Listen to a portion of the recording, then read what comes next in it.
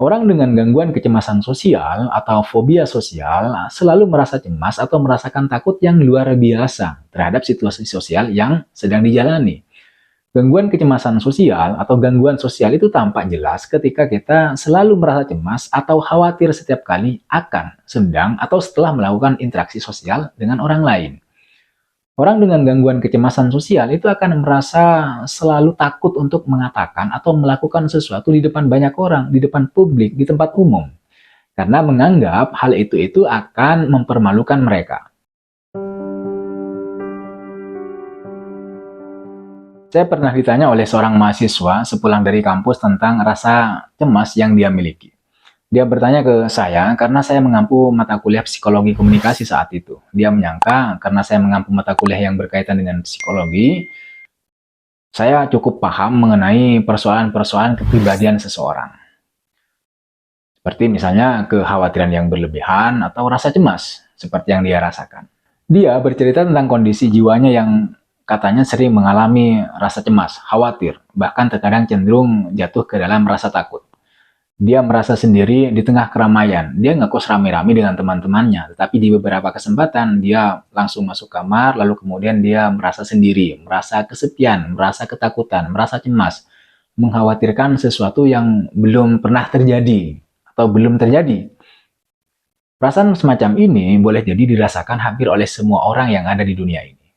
Perasaan-perasaan seperti mood yang benar-benar down, naik turun, perasaan pengen nangis, perasaan di mana kita merasa sendirian di dunia ini, perasaan yang membuat kita itu benar-benar berada di bawah titik terendah, sering mengkhawatirkan sesuatu, merasa kesepian.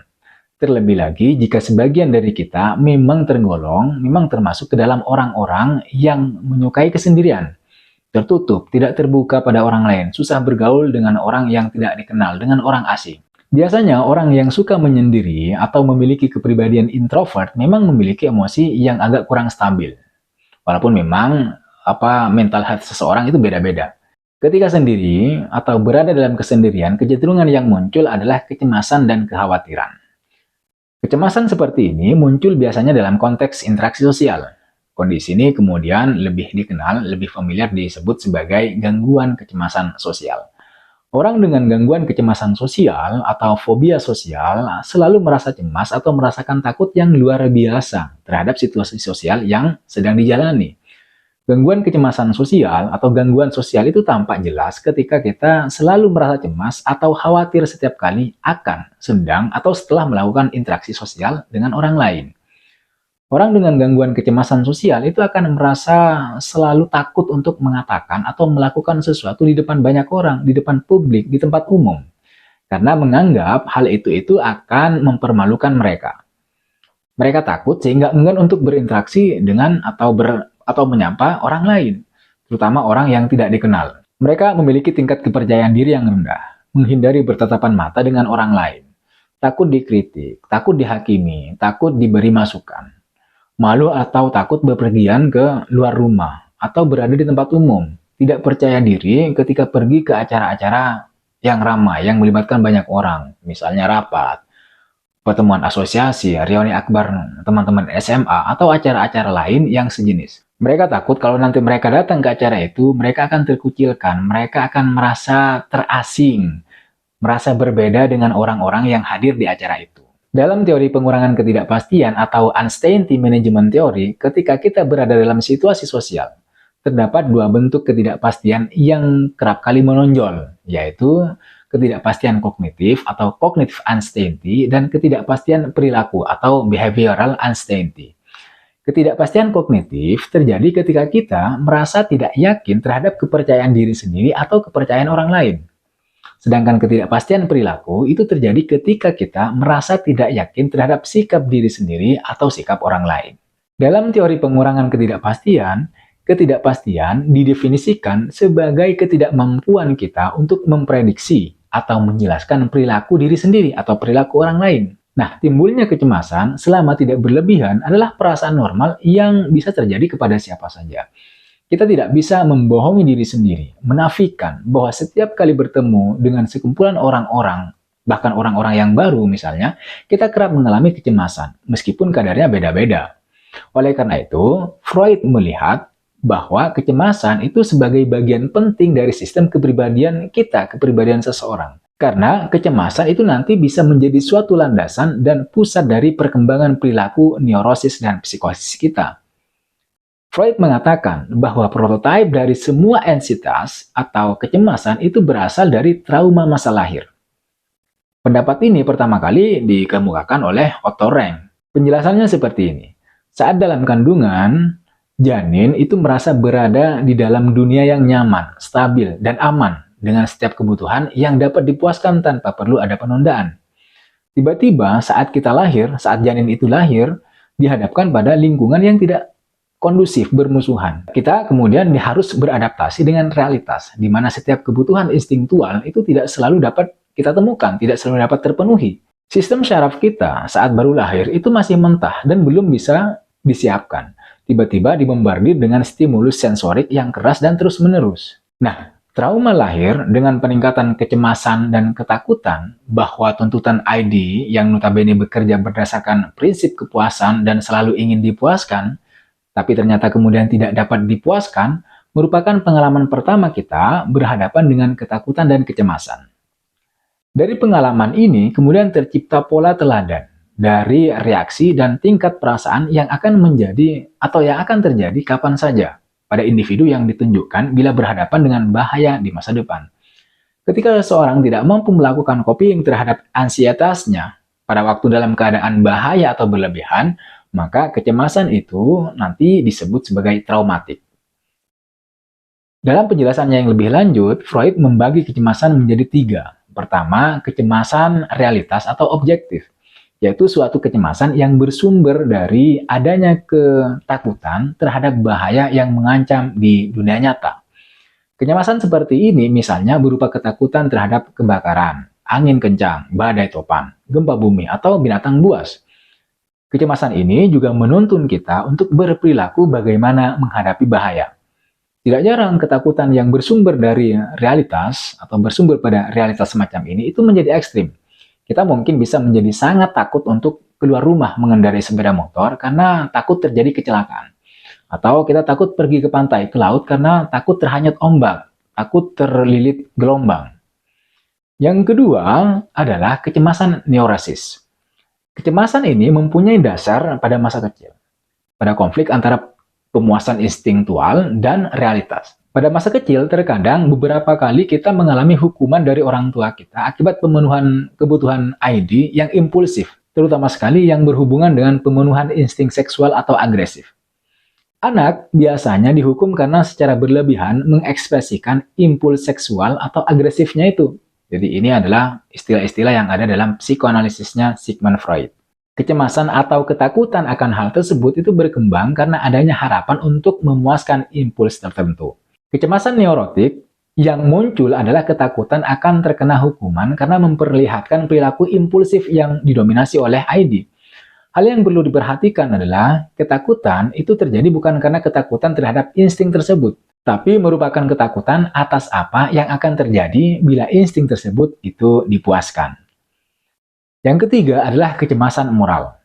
Kecemasan ini adalah hasil dari konflik antara ID dengan superego. Secara mendasar, superego itu adalah ketakutan akan suara hati individu itu sendiri. Ketika kita termotivasi untuk mengekspresikan impuls instingtual yang berlawanan dengan nilai moral yang termaksud dalam superego individu itu sendiri, maka kita akan merasa malu dan bersalah. Dalam kehidupan sehari-hari, kita akan menemukan diri kita berada dalam kondisi yang terpukul. Kecemasan moral menjelaskan bagaimana berkembangnya superego. Biasanya, kita dengan kata hati yang kuat dan puritan itu akan mengalami konflik yang lebih hebat daripada orang lain yang mempunyai kondisi yang toleransi moralnya itu lebih rendah atau lebih longgar. Seperti kecemasan neurosis, kecemasan moral itu juga mempunyai dasar dalam kehidupan nyata. Misalnya, di masa kanak-kanak, kita akan dihukum bila melanggar aturan yang ditetapkan oleh orang tua kita. Dan sekarang ketika kita sudah dewasa, kita juga akan mendapatkan hukuman jika melanggar norma yang ada di masyarakat. Rasa malu dan perasaan bersalah adalah konsekuensi yang menyertai kecemasan moral. Dapat dikatakan bahwa yang menyebabkan kecemasan adalah kata hati kita sendiri. Freud menyatakan bahwa superego itu dapat memberikan balasan yang setimpal karena pelanggaran terhadap aturan moral. Contoh yang paling nyata dalam kehidupan sehari-hari adalah kita akan merasa malu karena kita telah berbohong, baik diketahui maupun tidak diketahui oleh orang lain. Secara mendasar, kalau kita memiliki hati nurani yang kuat, kita akan merasa malu melakukan hal-hal yang tidak jujur. Itu normal, dan itu super ego yang berbicara. Apapun tipenya, kecemasan merupakan suatu tanda peringatan ke kita. Kecemasan itu memberikan peringatan bahwa ego itu sedang dalam ancaman, dan oleh sebab itu, apabila tidak ada tindakan, maka ego akan terbuang secara keseluruhan. Ada berbagai cara agar ego itu bisa melindungi dan mempertahankan dirinya.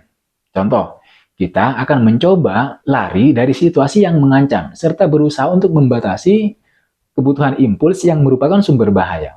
Freud juga kemudian secara khusus menjelaskan kecemasan neurosis yang dibaginya menjadi 3 bagian yang berbeda. Pertama, kecemasan yang didapat karena adanya faktor dalam maupun luar yang menakutkan. Kedua, kecemasan yang terkait dengan objek tertentu yang bermanifestasi, misalnya fobia. Fobia ketinggian, ada fobia kecoa, ada fobia-fobia yang lain. Ketiga, kecemasan neurotik yang tidak berhubungan dengan faktor-faktor berbahaya baik dari luar maupun dari dalam. Kecemasan yang ketiga ini misalnya kecemasan yang bermanifestasi dalam bentuk gangguan panik. Ada banyak gejala fisiologis yang timbul pada saat serangan panik itu muncul. Salah satunya seperti adanya rasa takut akan kematian atau adanya kecemasan akan terulangnya sebuah kejadian yang pernah dialami di masa lalu. Dilansir dari situs reachout.com, rasa cemas itu adalah hasil reaksi biologis tubuh kita ketika menghadapi stres atau tekanan. Sebagaimana ketika kita hendak melakukan wawancara kerja atau dikejar anjing misalnya. Sistem saraf itu bekerja melepaskan adrenalin alias hormon yang mendorong energi. Alias hormon yang sama ketika kita deg-degan saat menaiki wahana ekstrim di tempat hiburan. Jika kita mengalami gejala-gejala seperti ini, ada baiknya kalau kita itu perlu menenangkan diri. Terlebih dahulu seperti itu. Mengambil langkah untuk tetap santai dan enggak kepikiran yang macam-macam. Walaupun kecemasan adalah perasaan yang normal terjadi pada setiap manusia, tapi kita tidak perlu terjebak ke dalam perasaan itu dan harus tetap stay positif. Untuk membantu merilekskan tubuh, kita bisa melakukan meditasi, melakukan peregangan otot, ngobrol dengan teman, atau jalan-jalan sebentar. Kita perlu melakukan hal-hal yang bisa membuat tubuh kita rileks dan kita merasa menjadi lebih baik. Dalam kehidupan sehari-hari, kita mengalami kecemasan-kecemasan karena boleh jadi kita terlalu mendengarkan omongan buruk orang lain. Sebagai contoh, terkadang kita tidak bisa tenang setelah mendapatkan kritikan dari teman kantor, misalnya ketika waktu ikut rapat. Kita terus kepikiran dan nggak bisa tidur semalaman. Nah, sebaiknya kita tidak perlu menghiraukan hal-hal semacam itu, karena kritik yang menyinggung itu akan mengawang-awang di kepala kita, sehingga rentan membuat kita takut untuk melangkah.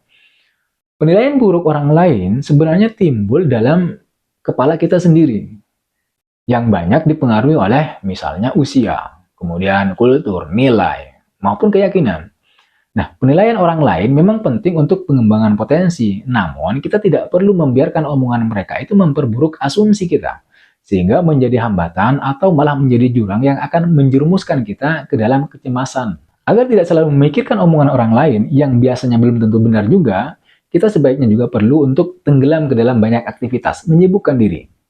Terlibat dalam kegiatan yang menyenangkan itu dapat mengalihkan pikiran dan tenaga kita untuk mencegah kembalinya ingatan mengenai kejadian-kejadian yang menyakitkan. Kita perlu membuat tubuh dan pikiran kita itu menjadi sibuk dengan banyak aktivitas, sehingga kita nggak punya waktu untuk mencemaskan hal-hal kecil, hal-hal yang tidak perlu. Kita bisa menghabiskan waktu dengan kegiatan-kegiatan yang kita suka, misalnya hobi, atau berkumpul dengan teman, ngopi, membereskan rumah, atau membaca buku, agar tidak kepikiran omongan buruk orang lain. Langkah terakhir yang bisa dilakukan untuk menghindari kecemasan adalah mengelola emosi dengan jujur kepada diri kita sendiri. Kita perlu mengenali kelebihan kekurangan diri dan dalam situasi apa sesuatu itu muncul dan memicu datangnya kecemasan atau seolah-olah mengkhawatirkan sesuatu. Misalnya, pekerjaan yang tak kunjung selesai, mendapat tugas tambahan dari bos, lembur, meja yang berantakan, atau tidak maksimal dengan hasil pekerjaan adalah beberapa pemicu yang bisa mengantarkan kamu ke dalam jurang kecemasan. Nah, oleh sebab itu kita perlu mengantisipasi polanya sehingga kita bisa mengantisipasi akan datangnya kecemasan.